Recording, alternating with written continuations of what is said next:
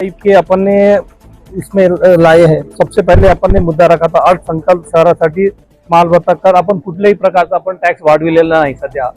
की परभणी वासियांना आपण यावर्षी बजेट सेशन मध्ये आपण टॅक्स वाढविलेला नाही।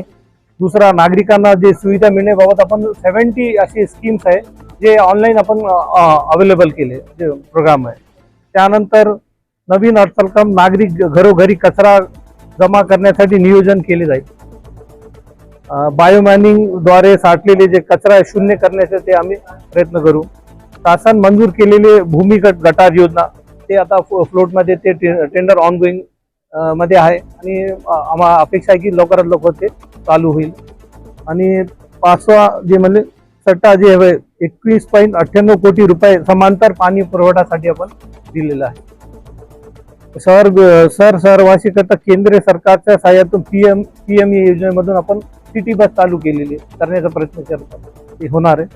आणि 8वां आणि शेवटचा जे गुंठेवारी नियमित करण्याकरिता आम्ही ते पण चालू करणार। अजून काय आपले बोलायचे तर बोला। ह्या विषय आम्ही पुढच्या जीबी मध्ये घेतलाय। व्यवस्थित ह्याच्यावर विचार विमर्श करून आम्ही नंतर ह्याच्यावर कोणतेही ठाम निर्णय घेऊ।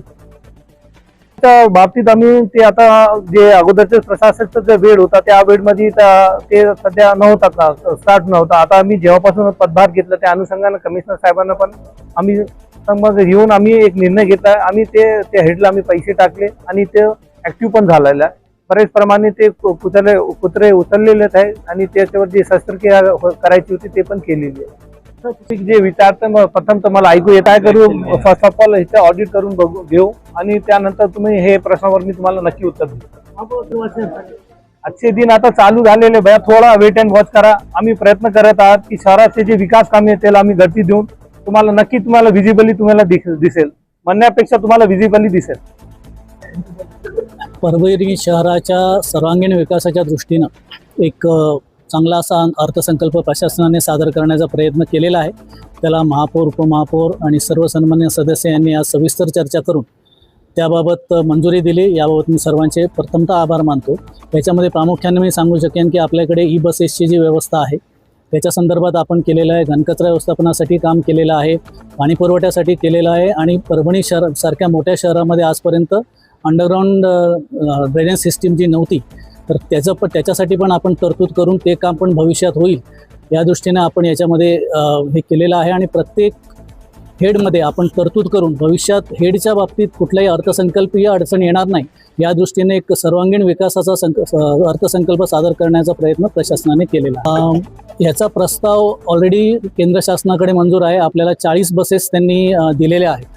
40 बसेसचं जे काही त्यांच्याकडनं आपल्याकडे अजून अप्रुव्हल आलेलं नाही, म्हणजे 40 बसेस मंजूर झालेल्या आहेत पण त्याचं जे ज्या तऱ्हेने त्या चालवायच्या आहेत त्याच्याबाबत अद्यापर्यंत शासनाकडनं मार्गदर्शन आलेलं नाही आहे। त्याच्यानंतर मग त्याच्यावर निश्चित कारवाई आपण करू। 10 कोटी शिल्कीचा आपण अर्थसंकल्प सादर केलेला आहे।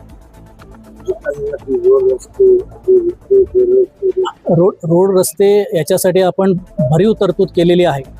आणि रोड रस्त्यांच्या बाबतीत कसं असतं की शासनाकडनं कधी निधी येतो, कधी DPDCतनं येतो आणि आपल्याकडचा काही रोडच्या डागडुजीसाठी जिकडनं शासनाकडनं किंवा DPDCनं येऊ शकत नाही त्यासाठी आपण ह्याच्यामध्ये डागडुजीसाठी आणि नवीन रस्त्यांसाठी प्रोव्हिजन केलेली आहे आणि बाकी शासनाच्या निधीतून आपण रस्त्यांचं काम करायचं प्रस्ताव